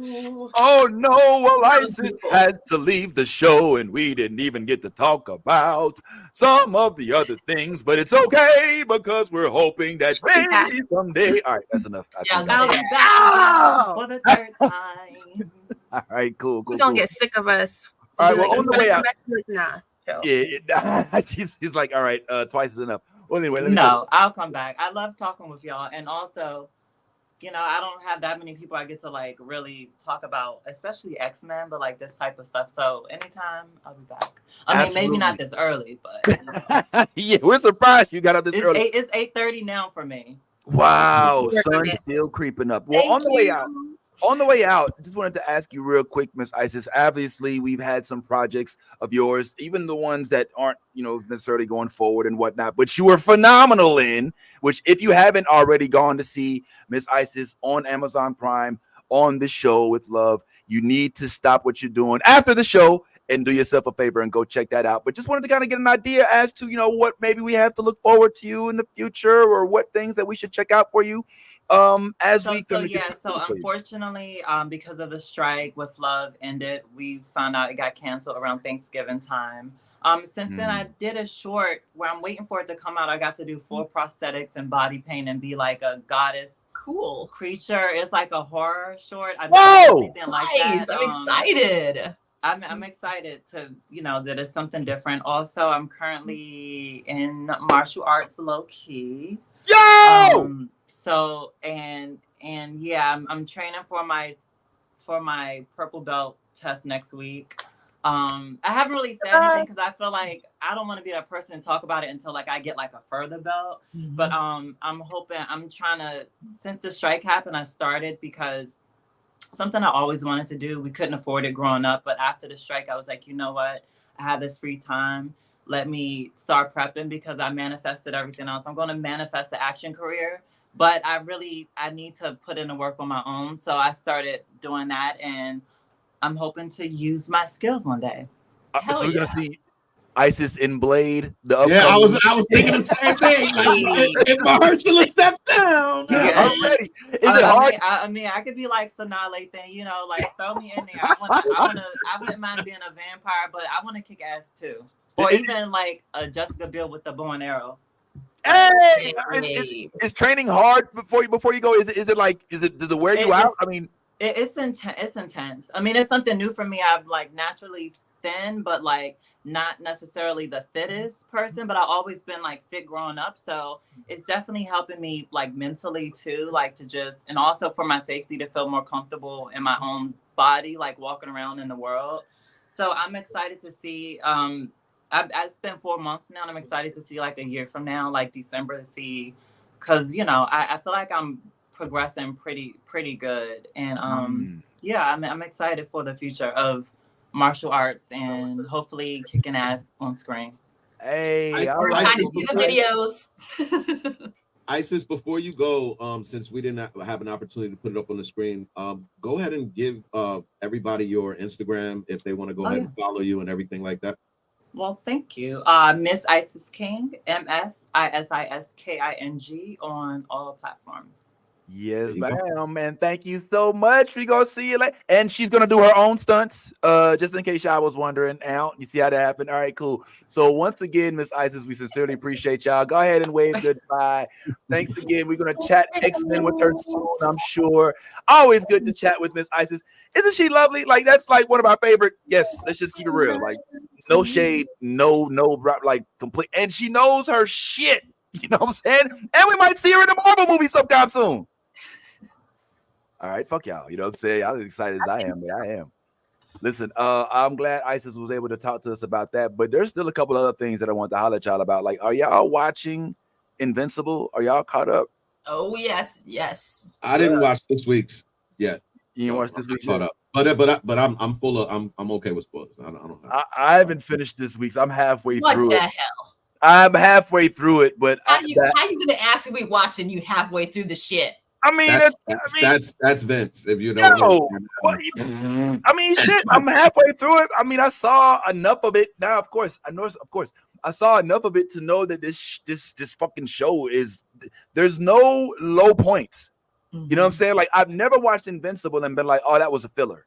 You know what I'm saying? I've never watched it and been like, oh man, when they going to step it up, or oh, they falling off. It just keeps getting better and better and better. Like, you know what I'm saying? And now we're. You know what? Since you haven't seen it, you know, and yeah, it's done. You have spoiling it will be epic. Yeah. Just watch the fucking, because I'm telling you, it was on another. It was on another. I'm telling you. Good. So let's talk about it. I'm good. I'm gonna watch it. I'm not gonna talk about it. I'm not gonna talk. All right, well then don't. For the people out there, talk about it. All I'm gonna say is this. I don't think Nolly's seen it either. Home. This one touched at home. This episode did. It really hit a number about family and, you know, how we gonna be there for, you know, each other in events. So it definitely is a good watch. Make sure you know you ready, because shit got crazy. I'm just gonna say one thing about this show, and I think that this will basically sum it up. I'm gonna put this in 3 words. All right, I don't know the words. No. I was trying to be slick, but I forgot his name. But what's my man's name that plays this dude right here? I don't know what his name is. Oh, I know what his name is in real life. That's Sterling. That's Sterling Brown. Sterling K. Brown. Sterling K. Brown, boy. This motherfucker, bro. Yeah, he's on another one. Yo, this motherfucker, you hear his voice. And like, he voices the shit out of this dude, bro. Yeah. And yo, this was his. Yo, I'm just gonna say he was able to shine in this episode. So we're gonna just. I'm not mad at it, man. Anything that happens to with Sterling K. Brown's character, I'm with it, man. Because he came and he tried to do the right thing, and shit didn't go down or the way it was supposed to go down, and he wound up with that fucked up head. And I would not let that shit go either. I'll be like, oh, now I got to walk around with this shit for the rest of my life. Somebody got to pay for this shit. Somebody has to pay. Yeah, And He does it have would a be brain invincible. coming out his neck. He was trying to do the right thing, man. Trying to do the right thing. That's what happened, man. Yeah, man, and they definitely go into that too. So yeah, definitely check this episode out, man. I'm just glad that it's back and it's weekly again, because they do that thing where they'll show you 4 episodes and then they'll disappear and you'll be like, what the fuck just happened? So I'm glad that that's happening. We didn't really comment. We mentioned it a little earlier before the show, but we were talking about the fact that Chance died and he didn't necessarily, wasn't a whole lot of people that were, that I don't know. I don't want to say, because he had a whole mentality. My question for y'all is this going to fuck up Gen V season 2 for us? Yeah. Are we going to be able to still see? So are they going to kill his character off? Are they going to? Do they? Because they could cast somebody in his place. No, they could cast it, but yeah, they could definitely cast it. It wouldn't be right though, because remember, in Gen V, he's the top. He's the top right now. Remember, he beat out the Golden Boy, and he's the top right now. And the other person under him is, what is her name? I can't remember what her name is. Claire or something. Yeah, I think so. Yeah, Claire's one of them, and then so is what's the black girl's name? Let's find out. We got Marie. That's her name. Marie's her name. Yep, and then we got Marie's second, and then fucking the Asian kid is, you know what I'm saying? Like they're like third technically now. Jordan, yeah. So I think the smartest thing would be to kill off his character so that those other characters can get their limelight at the top, because that's basically what this whole school dynamic is about, is the top students, the top 5, you know what I'm saying? And with the Golden Boy gone, that's what they're focusing everything on now, to save the image of the school. Now, do you think they should kill him? Oh, go ahead, Ty. No. Go ahead. Go to Nolly first. I saw Nolly shaking her neighbor, nodding her head. I didn't know if she agreed. No, they shouldn't kill him off. They should just recast it. Just recast it. Yeah. Yeah, I mean, if for nothing else but representation, don't kill like the character off. Like, I mean, like he was the only black dude on like that was in the top. That's true. Is he black? I mean, I don't get that's. I shouldn't say that. I mean, I don't mean it like that. I don't mean we'll give him. I mean, obviously he's a person of color, but I mean, like, what's his national? I feel like I get like a I get that he's mixed. Like he's probably mixed. But there looks like there could be some black in there. But if not, cool. Give me. I don't really care. I'm just saying, like, as far as representation goes, like that was a very much white casted show. You know what I mean? Like for the exception of Marie, being the only black girl, but yeah, if for nothing else, just then representation, don't kill his character off. Like, just recast him. It says Perdomo was born in Los Angeles, California. Oh, dang, he's really young. 27 on the 19th of October, 1996. He moved to Southampton in the county of Hampshire, England, with his mother. As a child, he grew up there. He held both British and American citizenship and had Latino heritage on his mother's side. So on his mother's side, it's giving me Afro-Latino vibes. Mm-hmm. But yeah, man, I'm starting to think that maybe I'm starting to lean a little bit with Yaz a little bit. I'm not saying that they should just kill him off, but it's going to be hard to just put somebody in his place and have me just believe that that's who he is. You know what I'm saying? They can do it with the younger characters. I know they did it with, I think, the boy on not Gen V, but the others, the boys. The young son. Kid. Yeah, so we could do it with his, but he's like literally like the main character. You know what I mean? So, he's black, and he is black, Vince, because his dad is black on the show. His dad's. He's black on the show. Yeah, his dad is black on the show. Yeah, so I don't know, man. I guess it could go either way, man. But that sucks. I mean, even though he had some problems, I mean, some pretty major ones. It sounds like with a few of the people that we support. Like we said earlier, like he didn't even have a chance to have a full circle moment. Like he could have lived a few more years and been like, "Yo, my bad. I was a bigot and didn't even realize it." I don't wish ill or death on anybody, even if I disagree with them.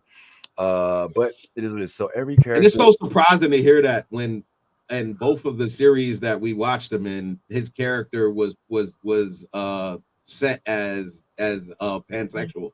Yeah, he was. And in both of those, in the Yep. Oh yeah, mention of Sabrina and this show, he was a pansexual in both. So Yeah, he that was. is true. that's ironic. That's ironic, but Yeah, you know, it is what it is.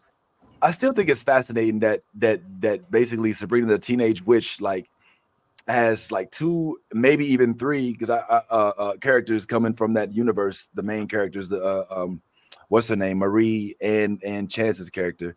I think that says a lot for Sabrina the Teenage Witch. It didn't get. I think that show was underrated, man. It didn't get the love. Sabrina was really good. Yeah, Sabrina was really good. underrated. Yeah, it was Yeah, underrated. the series was well put together for sure. Yeah. And I think, heard that. Go ahead. Oh, go ahead. No, go ahead. You think what? I was gonna say, I think it would be semi-smart. I mean, I'm not saying like, just out of respect wise, but I'm just saying like, it'd be smart to kill off his character only because his dad is like battling his powers right now, with his seizures and stuff like that. So if they killed him off, he could, what I'm saying, twist and go against Vaughn and use his powers. And I'm saying, like, that would be one epic ass, what I'm saying? Like, I just want to see something happen to Ashley. Like why? What I'm saying? Is she still around? Is what I want to know. How the fuck is she with the no hair? How's she still around? Is what I want to know. How is this bitch outlived all of these soups and she's a fucking bitch to all of them and now she's like the king of Vought?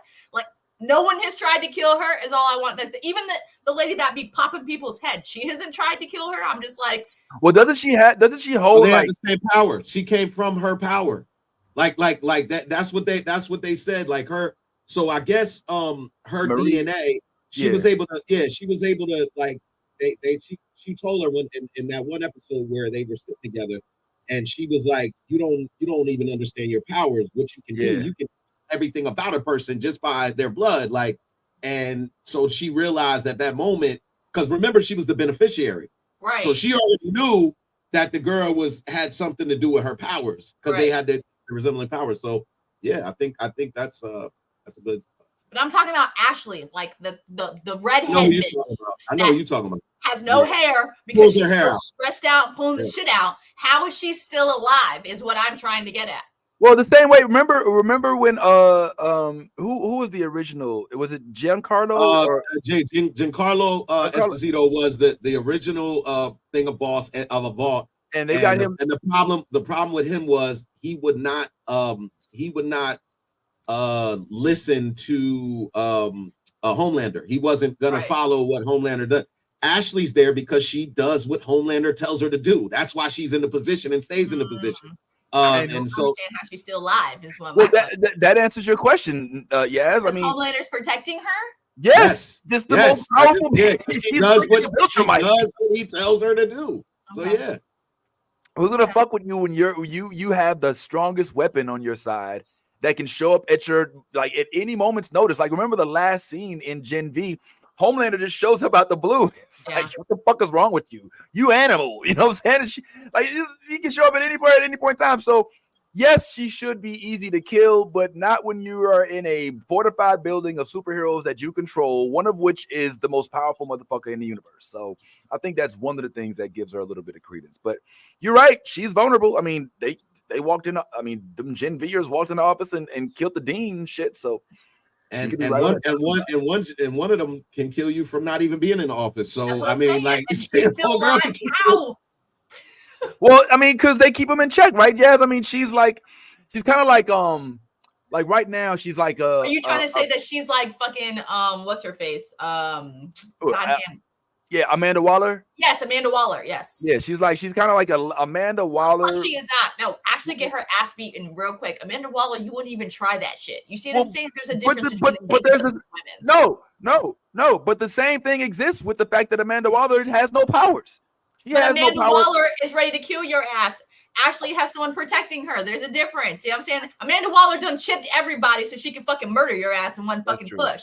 You see what I'm saying? There's two different cadences of these women. I'm just saying. One of them is very like, weak and, you know what I'm saying, like defensive. And the other one is just like, I will murder your ass right now if you don't do what the fuck I want. Well, she had that power over the Suicide Squad, but she also went up against some of the other DC members. I mean, she used the Suicide Squad as a weapon against like Batman and shit like that. So at the end of the day, she still don't have no powers. You know what I'm saying? But you're right. You're right. You know, if Ashley says the wrong thing to the wrong person, she could get ran through by A-Train real quick. You know what I'm saying?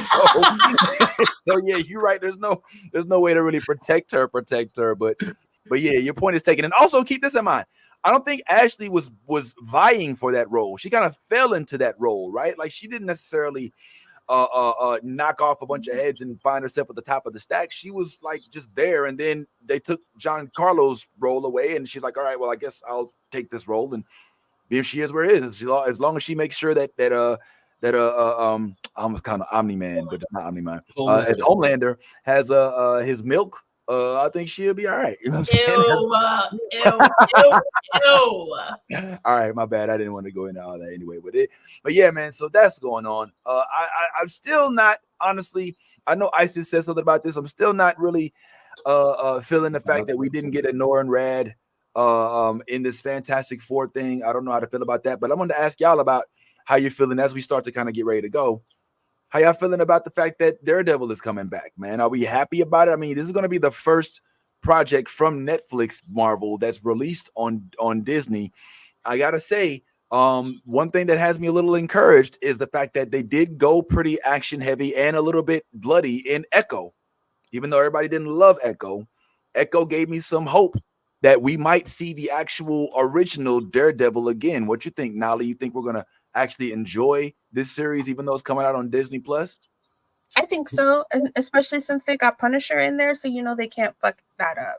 Yeah, well, I wouldn't mess that up. I mean, look at him; he's bloody as hell up in his pictures and all of his behind-the-scene photos and photos that people have been posting. My man's is covered in blood. I'm hopeful. Yeah. You think so, Ty?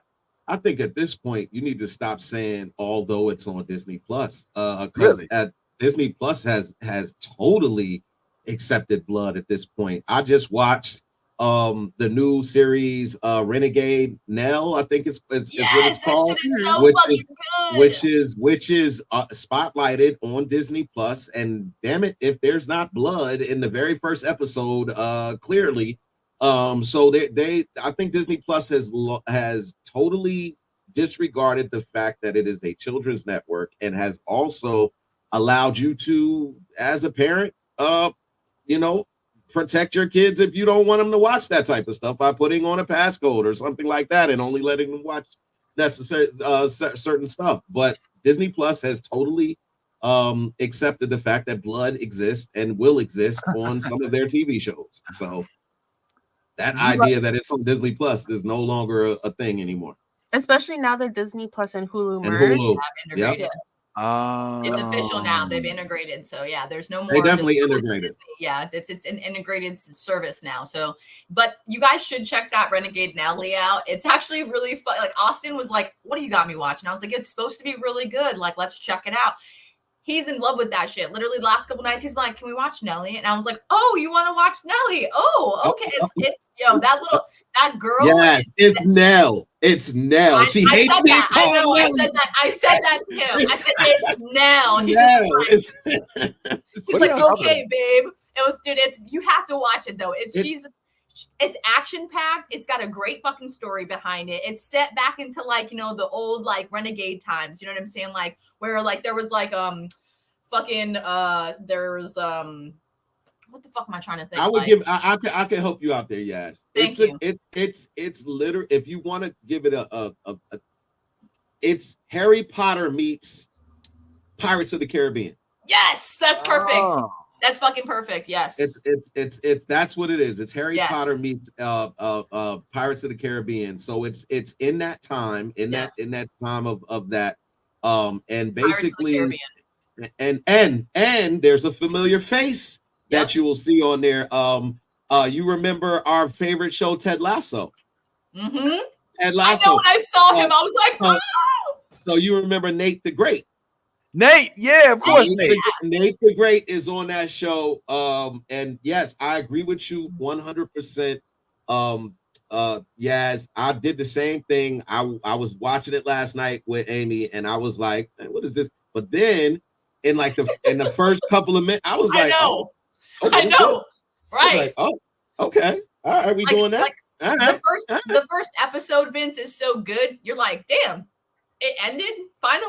Like, and then you go on to the second. That's what I'm saying. Like, it's really they did it really well, and the storyline is really really well. It's and not bad. It's good. The whole like that's I love how you said that because that was like the chef's kiss. That was perfect actually. Pirates of the Caribbean meets Harry Potter because it's set in Pirates of the Caribbean time. We have magic. We got dark. You know what I'm saying? We have things going on that like people are not understanding. You know what I'm saying? And we have normal people. We have people who have powers. You know what I'm saying? And like or discovering they can do powerful shit. So it's you get a real villain. You get a real villain in there too. And listen, there are people of color in this show, okay? And they are some of the main kind of characters as you keep watching too. They become more pinnacle characters. So watch it. It's really, really good and it's cheeky. It's fucking hilarious. Like you're like rooting for this redheaded girl to keep kicking people's asses. Like it's your favorite. When you see her light up, you're like, yes, she's about to fuck these motherfuckers up. It's exciting. Look, go ahead. She grabs a bullet out the air. That's all I'm gonna say. She just grabs the bullet. I know. Look, this doesn't look appealing. I know. Trust me. That's what I showed Austin the trailer, and he was like, I don't know. And I was like, just watch the shit, please. It's really good. Check it out. Okay. Renegade Nell. We'll reconvene this conversation next week. That's y'all's homework. We're gonna watch in the group chat. We're gonna watch Renegade now, and we're gonna talk about it because it's really fucking good. Renegade. Okay, all right. If you say so, we'll check out Renegade Nell. I mean, that's not something that was on my radar, but it's called Renegade Nell. It's on Disney Plus right now. This redheaded lady is the cast, and she's fucking amazing. I don't know what her name is, but I can't wait to see her in more things. Like I hope to maybe see her in some kind of Marvel movie because her action is fucking on point. Like you have to watch this shit. How the fuck did y'all stumble upon this shit like this? Because it's spotlighted. It's on the spotlight. One of the things that Disney Plus does, and you know this to be the case, whenever there's a new show, they put it up at the top in the top joint. So this I think they had kind of showed the previews of it like a week before it came out. Yeah. And I was like, I'll check it out or whatever. And I was just bored yesterday, and I like threw it in, and I watched about 2 episodes. I wound up falling asleep after that, but the 2 episodes that I did see, it is action packed. It is again one of those mixtures of because immediately once I started watching, I was like, oh yeah, this reminds me of Harry Potter. And then I was like, and then Amy was like, well, what time is this? I was like, I don't know, maybe the 1700s, 1800s, whatever, like something around that. But she was like, this gives me what is she supposed? She said, what is she supposed to be? Jack Sparrow? I was like, you know what? That's a fair assessment. It gives you Jack Sparrow vibes. But I still don't know what the shit is about, honestly. After keep watching. Well, yeah, I'm sure. In the first 2 episodes, though, I have no idea who the fuck his name is. What is his name? What is the Great's name? Blindy, something blind. Batty. What is his name? It's Billy. Billy Blind. Billy Blind.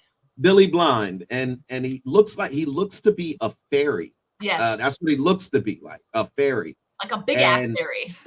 Well, he changes in size clearly, because I did notice that he's getting bigger in a couple episodes in the second episode. But apparently he flies into Nell, and whenever he flies into Nell's mouth, which is very I've never. He always goes through her mouth. Well, you'll see. He'll go through her like ear and different. You know what I'm saying? Like he stops going through the mouth because like she can't always have her mouth open. You know what I'm saying? Okay, so he enters into Nell, and when he enters into Nell, she becomes pretty much. It's like a light. You see like a light, just like it's like Tinkerbell light. You see zoo, and then it just like goes like doop, or like into her ear, and she's like, like you see the adrenaline just like come over her. Does she give consent? No. He just goes in whatever open orifice. I can't condone this. He's her just whatever. That's why he goes in her orifices to protect her. Okay, yeah, this doesn't sound. Just watch it. I'm telling you, it's great. Yeah, it looks like I said when I first saw him going in her mouth a couple of times, I was like, oh. It's on Disney Plus. It's on Disney Plus because it's like imagine you just standing there and then all of a sudden goes, you're like, oh. Every time it's I don't know, man. Yeah. This is starting to give. Disney Plus You gotta has watch taken it, I'm the telling gloves off. Disney Plus is taking the gloves off. So blood and entering into different holes in your body is all good for Disney Plus. Okay, Yes. well, I'm glad to hear that.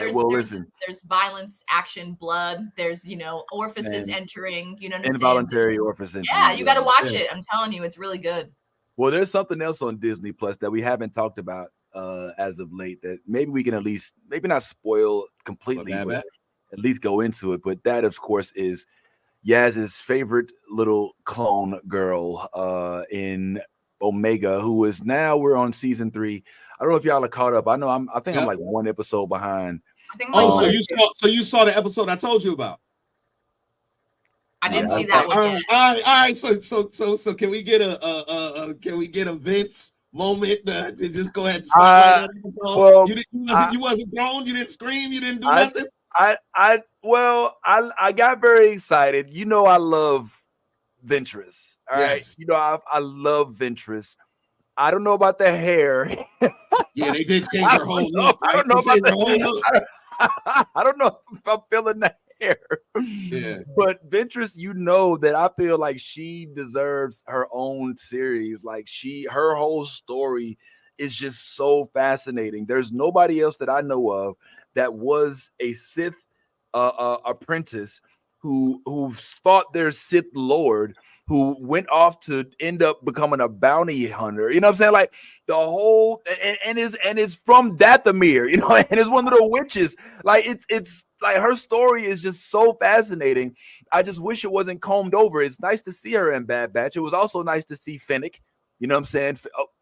You know, spoiler alert, if y'all aren't caught up, Fennec she shows up a little bit, and we get to hear Mina Wen's voice. You could Mina Wen's voice is so indistinguishable. Like you, as soon as you're like, that's Mina Wen. Yeah.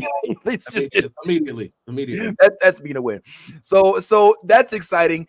I'm not gonna lie. This show has taken me somewhere where I did not expect me to go. Like when we first started watching Bad Batch, we were like, oh, what the fuck is this shit? And now I'm sitting here rooting for a live action version of it. Like now I'm sitting here like, oh, absolutely. Wouldn't I love to see like, you know, Rex and Wrecker, and you know what I'm saying, and all of them. Like I'm here for it. You know, even like the villain in it, the soft-toned dude who I forget his name. The scientist. Yes. What is it? The scientist you're talking about? I don't know his name. Yeah. Like his character is he's unlike any villain that we've really seen. Like we know about, you know, Admiral Thrawn, and you know a lot of the villains, they tend to be even kill, but this dude is so villainous. Like he's it's such a different type of sinister. You know what I'm saying? When he tells Nala Se, like, yes, well, the future is not determined as of yet, yours especially, some shit like that. And like the freaking kidnap Nala Se and use the clone as her, you know, and oh my god, the storyline with Crosshair and his redemption arc. The character arc. God. Yo, but you're skimming over the most important thing that I told you about that episode, and I'm surprised you still haven't even mentioned it. Ventress is holding Obi-Wan's lightsaber that she stole from him in Clone Wars. Like, yo, like you don't remember when they had their last fight, and then was like, where's your lightsaber? Yeah. She's got Obi-Wan's lightsaber, bro. It's the yellow lightsaber. She's got the yellow lightsaber. You didn't notice that was Obi-Wan's lightsaber, bro? No, I didn't know. I didn't get that far in the episode. Well, you said you saw the episode. I saw the beginning of it. I didn't see the whole thing. Yeah, you know, it's not in the beginning of the episode. Like if you saw the Ventress episode, I saw the beginning of it. It was it was no. He keeps saying that, but the only way you see her is when she's with the Bad Batch. So it's like. Yeah, no, it wasn't in the beginning. You know what? Forget it. You know what I'm saying? All I gotta say is, I told y'all asses so. Yeah, you were right. You were right.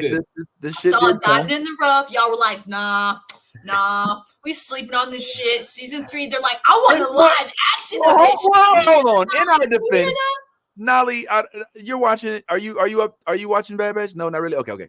Well, in our defense, we weren't necessarily down on the show. We were down on Omega, and when Omega started getting a little more palatable, I think we became a little bit more into the show.